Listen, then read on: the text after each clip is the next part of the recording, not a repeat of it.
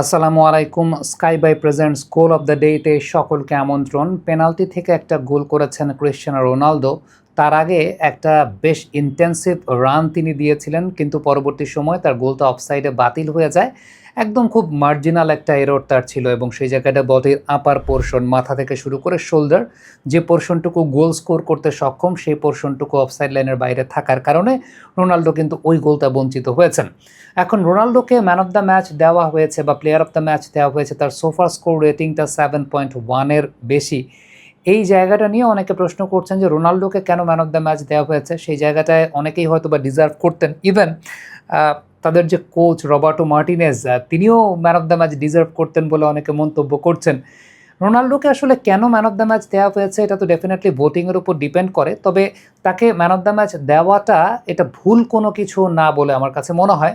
হ্যাঁ, ডেফিনেটলি আরও অনেক কন্টেন্ডার ছিলেন, তাদের নামও আমি একটু পরে বলার চেষ্টা করছি। তবে আপনি যদি রোনালদোর পুরো খেলাটা একটু পর্যবেক্ষণ করে দেখেন, তাহলে পুরো ম্যাচে তিনি 25টা বল টাচ করেছেন।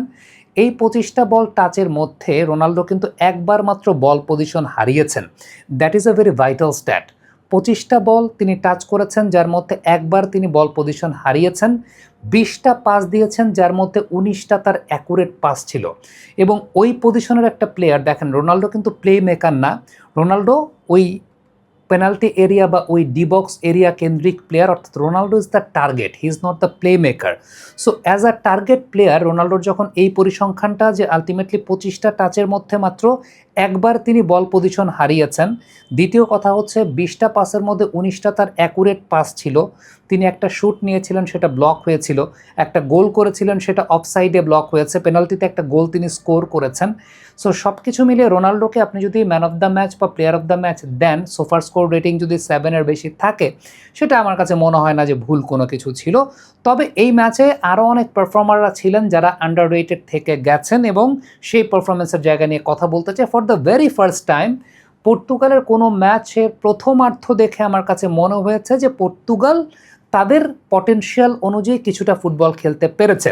ডেফিনেটলি এই ম্যাচে একটা অনেক বড় ট্যাকটিক্যাল চেঞ্জের জায়গা ছিল, যে দুই পাশের দুই লেফট ফ্ল্যাঙ্ক এবং রাইট ফ্ল্যাঙ্ক দিয়ে রবার্টো মার্টিনেজ তিনি খেলানোর চেষ্টা করেছেন।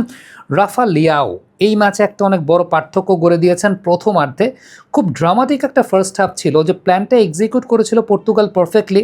High press, quick ball circulation এবং স্পেশালি লেফট ফ্ল্যাঙ্কে রাফা লিয়াওয়ের ডমিনেন্স ক্রোয়েশিয়াকে বারবার সমস্যায় ফেলছিল।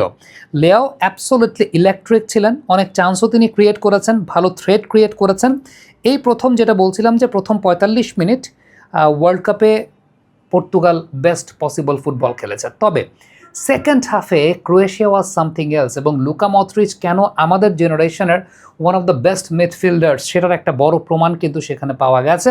ম্যাচের প্রথম হাফে পর্তুগাল আসলে পুরোটাই খেলেছে, ক্রোয়েশিয়া মেবি 7 থেকে 8টা টাচ নিয়েছে পর্তুগালের বক্সে, সারাক্ষণ পর্তুগালের কাছেই বল ছিল। কিন্তু সেকেন্ড হাফে মোমেন্টাম পুরোপুরি শিফট হয়ে গিয়েছিল। ক্রোয়েশিয়া হাফ টাইমের পর কমপ্লিটলি ডিফারেন্ট মেন্টালিটি নিয়ে তারা মাঠে নামে, মিডফিল্ড ওভারলোড ক্রিয়েট করতে শুরু করে, এবং পর্তুগালের ডাবল স্ট্রাইকার সিস্টেমের বিপক্ষে একটা নিউমেরিক্যাল সুপেরিয়রিটি তারা পেতে থাকে। এর ফলাফলটাও দ্রুত আসে। 53 মিনিটে এভান পেরিসিচ গোল করে ক্রোয়েশিয়াকে একটা ডিজার্ভড লিড এনে দেন সেই জায়গাটাতে। এরপরে 10 থেকে 15 মিনিট যদি বলি, ক্রোয়েশিয়া পুরো ম্যাচটা কন্ট্রোল করছিল। লুকা মদ্রিচ, ক্রোয়েশিয়ার মিডফিল্ড, পর্তুগালের মিডফিল্ড ব্লককে পুরোপুরি আউটপ্লেট করছিল। মনে হচ্ছিল ক্রোয়েশিয়া যে কোনো সময় হয়তো বা দ্বিতীয় গোল করে ম্যাচটাকে কিল করে ফেলতে পারে।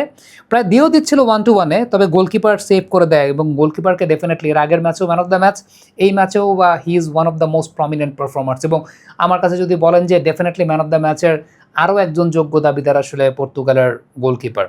ঠিক এই পরিস্থিতিতে রবার্টো মার্টিনেজ সবচাইতে ক্রিটিক্যাল ডিসিশনটা নেয়, সবচাইতে অবাক করার ডিসিশনটা নেয়। যদি পর্তুগাল ম্যাচ হারতো, মার্টিনেজের এই সিদ্ধান্তটা নিয়ে আজকেই তার চাকরি চলে যেত। কিন্তু আবার ধরেন আমি আজকের এই সিদ্ধান্ত নিয়ে তার ক্ষেত্রে প্রশংসা করছি। Football is like that, any kind of sports is like that. আপনি যদি সফল হন, আপনাকে নিয়ে প্রশংসা হবে, ব্যর্থ হলেই আপনি একটা নতুন কিছু করতে চেয়েছেন, আপনাকে নিয়ে সমালোচনা হবে, শুলে চড়ানো হবে। বাট মার্টিনেজের এই মুভটা একটা মাস্টার স্ট্রোক হয়েছে। 62 মিনিটে তিনি একসঙ্গে 4টা সাবস্টিটিউট করেন, ব্রুনো ফার্নান্দেজ, ভিতিনিয়া, ক্যান্সেলো এবং পেদ্রো নেতোকে সাব করেন। অথচ এই 4টা প্লেয়ারই বেস্ট প্লেয়ার, ভিতিনা, ব্রুনো, এরা তো বেস্ট মিডফিল্ডার। তারপরও এই গার্ডসটা রবার্টো মার্টিনেজ দেখিয়েছিলেন। Goncalo Ramos, Conceicao, Semedo, Bernardo Silva এই চারজনকে আসলে নামানো হয় এবং পরবর্তী সময়ে গনসালো রামোসই ম্যাচের পরবর্তীতে হিরো হয়ে যায়। আমি যদি চান্সের কথা বলি তাহলে রাফা লিয়াওর একটা বল ক্রস পারে লাগে, রোনাল্ডোর একটা পারফেক্ট ফিনিশ। আমার কাছে মনে হয় যে এই বয়সে যে রানটা রোনাল্ডো নিয়েছেন, মানে ওই জায়গা থেকে যে ইন্টেন্সিভ রানটা নিয়েছেন, জাস্ট আ মার্জিনাল ফ্যাক্ট, যে জায়গাটায় রোনাল্ডো অফসাইডের ফাঁদে পড়েছিলেন এবং সেই কারণে গোলটা বঞ্চিত হয়েছেন। এইটা আমার কাছে মনে হয় যে ইট ওয়াজ সামথিং এলস। তারপরে তো পেনাল্টি থেকে রোনাল্ডোর ইকুয়ালাইজার, সব কিছু মিলিয়ে পর্তুগাল পরবর্তী সময় ম্যাচটা জেতে। চায়না থেকে নিজের ব্যবসায়িক পণ্য সোর্সিং বা শিপিং করুন 10 বছরের অভিজ্ঞতা সম্পন্ন স্কাইবাইয়ের মাধ্যমে। লাস্টে যে ইনসিডেন্টটা ঘটে সেই ইনসিডেন্টটার ব্যাপারে আমি আরেকটা ভিডিওতে বলেছি এবং সেটা আসলে ওইটাই যে কানেক্টেড বল টেকনোলজি যেখানে আছে, সেই কানেক্টেড বল টেকনোলজির কারণে বল কিন্তু এখন যে কোনো সূক্ষ্মাতিসূক্ষ্ম টাচ ডিটেক্ট করতে পারে। সো বলটা যখন ছাড়া হয়েছিল, ওই হেডের প্রসঙ্গে যে ব্যাপারটা বলা হয়েছে, ফিফার লর যে এক্সপ্লেনেশন রয়েছে, এক্সপ্লেনেশনটা আপনারা ঠিক এই মুহূর্তে দেখতে পাচ্ছেন। সেখানে বলাই আছে কানেক্টেড বল টেকনোলজি সূক্ষ্ম থেকে সূক্ষ্ম সকল ইনফরমেশন দিতে পারে এবং প্রতি সেকেন্ডে 500টা করে ইনফরমেশন দিতে পারে। সো সেই জায়গায় কানেক্টেড বল টেকনোলজির জন্য ওই জায়গাটা অফসাইড ধরা হয়েছে, বলটা ওই অ্যাটাকারের মাথায় লেগেছে, চুল পরিমাণ লাগলেও সেটা ওই কানেক্টেড বল টেকনোলজির জন্যই কিন্তু আলটিমেটলি সেই সিদ্ধান্তটা পাওয়া গেছে। পর্তুগাল আমার কাছে মনে হয় যে গোল দিলেও পরবর্তী সময় কিন্তু আসলে কন্ট্রোলটা পায় না। স্কোর লাইন 1-1 হলেও সেই ফেজে ক্রোয়েশিয়া বেটার ছিল বলে আমার কাছে মনে হয়, কারণ পর্তুগালের ব্যালেন্সটা ছিল না। 5টা অ্যাটাকার কিন্তু মিডফিল্ডার নাই, Ronaldo, Ramos, Leao, Conceicao, Bernardo Silva. মিডফিল্ডে মাত্র শুধু একজন, সেটা হচ্ছে জোয়াও নেভেস। এইটা বুঝতে পারে ক্রোয়েশিয়া বারবার একটা করে লং বল দিচ্ছিল, এক বলার মিডফিল্ডের হাফ স্পেস ব্রেক করে ক্রোয়েশিয়া অ্যাটাক করছিল। মার্টিনেস তখন বুঝতে পারে যে 2 স্ট্রাইকার সেট আপের কারণে মিডফিল্ড একদম কনস্ট্যান্টলি প্রবলেম হচ্ছে এই জায়গাটাতে।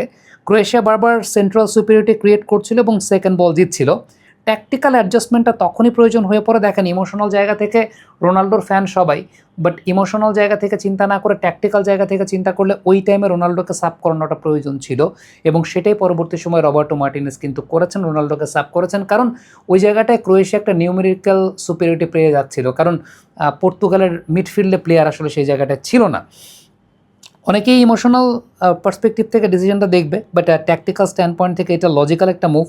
রোনাল্ডো মাঠ ছাড়ার পর পর্তুগাল মিডফিল্ডে একটা এক্সট্রা বডি পায়, ডিফেন্সিভ কম্প্যাক্টনেসটাও বাড়ে এবং বল রিটেনশনটি ইম্প্রুভ করে। সেই পরিবর্তনের পর ক্রোয়েশিয়া ধীরে ধীরে বল কন্ট্রোল হারাতেও শুরু করে এবং ম্যাচ পেনাল্টি শুট আউটের দিকে এগোতে থাকে। কিন্তু এক্সট্রা টাইমে ম্যাচের সবচাইতে বড় টুইস্টটাও আসে। রাফা লিয়াওয়ের একটা পারফেক্ট ডেলিভারি থেকে গনসালো রামোস ব্রিলিয়ান্ট একটা হেডার করে পর্তুগালকে লিড এনে দেয়। তখন মনে হচ্ছিল যে ম্যাচ শেষ, কিন্তু এরপরে তো আসলে এক্সট্রা টাইমে, অ্যাডেড টাইমে ক্রোয়েশিয়া ইকুয়ালাইজ করে বসে, পুরো স্টেডিয়াম সেলিব্রেট করে, কিন্তু ভিআর গোলটা রিভিউ বাতিল করে অফসাইড দিয়ে দেয়। সেটা আমি আপনাকে তো বললাম যে আসলে এটার ঘটনাটা কি, এক্সট্রিমলি কন্ট্রোভার্সিয়াল। বাট ভিআর তো ব্যাপারটা সেরকম দেখিয়েছে যে মাথায় স্লাইড টাচ করেছিল এবং সেটা কানেক্টেড বল টেকনোলজির জন্যই আসলে মূলত বিষয়টা হয়েছে। এখানে মূল বিষয়টা যেটা নিয়ে চিন্তা হচ্ছে সেটা হচ্ছে ওই টাচটা ডেলিভারেট রিসেট হিসাবে কাউন্ট হবে কিনা। ডেফিনেটলি সেটা ডেলিভারেট রিসেট হিসাবে কাউন্ট হবে, ফিফার নিয়ম সেটাই বলে। অফিসিয়ালসের ইন্টারপ্রিটেশনটা এরকম ছিল যে টাচ ইন্টেনশনাল ছিল না এবং বল ট্র্যাজেক্টরিতেও সিগনিফিক্যান্ট চেঞ্জ আসে নাই, তাই অফসাইড ফেস কন্টিনিউ হয়েছে বলেই ধরা হয় এবং গোল ডিসঅ্যালাউ করা হয়েছে। এই ধরনের ইনসিডেন্ট ফুটবলে খুবই কম দেখা যায়, তাই কন্ট্রোভার্সি হওয়াটা খুব স্বাভাবিক। তবে যদি আপনি বলেন যে আমাকে যদি আপনি বলতে বলেন being very good admirer of Cristiano Ronaldo, এই ম্যাচে আমার কাছে মনে হয় যে ম্যান অফ দ্য ম্যাচটা রবার্টো মার্টিনেস। ওই সময় ওই 4টা চেঞ্জ তিনি যেভাবে করেছেন এবং তারপর যখন ইমোশনাল না থেকে ট্যাকটিক্যাল জায়গা থেকে রোনাল্ডোকে চেঞ্জ করেছেন, কোচ যে ম্যান অফ দ্য ম্যাচ হতে পারে, এই ম্যাচটা মনে হয় তার একটা অন্যতম বড় প্রমাণের জায়গা। So my man of the match is Roberto Martinez for this kind of match. আর সবশেষে লুকা মদ্রিচকে নিয়ে আলাদা করে বলতে হবে আমার, একদম আলাদা করে না বললেই না। 41 বছর বয়সে তিনি যেভাবে মিডফিল্ডটা ডিকটেট করেছেন, টেম্পো কন্ট্রোল করেছেন, ইয়াং মিডফিল্ডারদের সঙ্গে সমানতালে কম্পিট করেছেন, আজকের ম্যাচের অন্যতম সেরা প্লেয়ার তিনি। আমরা মেসি রোনাল্ডোকে নিয়ে অনেক কথা বলি, কিন্তু মদ্রিচ যা করছে ইকুয়ালি আনবিলিভেবল। কারণ মিডফিল্ডে ইনফ্লুয়েন্স বজায় রাখা, প্রেসিং করা, স্পেস কাভার করা, গেম ডিকটেট করা ফরওয়ার্ডসদের তুলনায় অনেক বেশি ডিমান্ডিং। ফুটবল ইতিহাসের অন্যতম সেরা মিডফিল্ডার্সদের তালিকায় লুকা মদ্রিচ থাকবেন। Hats off to Luka Modric, although they have lost the match, but আমার কাছে মনে হয় যে আমার full support to Luka Modric সেই জায়গাটা থাকবে। বাট দিন শেষে রোনাল্ডো গোল করেছে, পর্তুগাল জিতেছে, that is the most important thing. এবং আমার কাছে মনে হয় ওয়ার্ল্ড কাপের ইতিহাসের এই ওয়ার্ল্ড কাপের ইতিহাসের অন্যতম সেরা একটা ম্যাচ তো অবশ্যই এই ম্যাচে দেখা গেছে। দর্শক আপনাদের মন্তব্য মতামত জানতে চাই লিখে পাঠাবেন।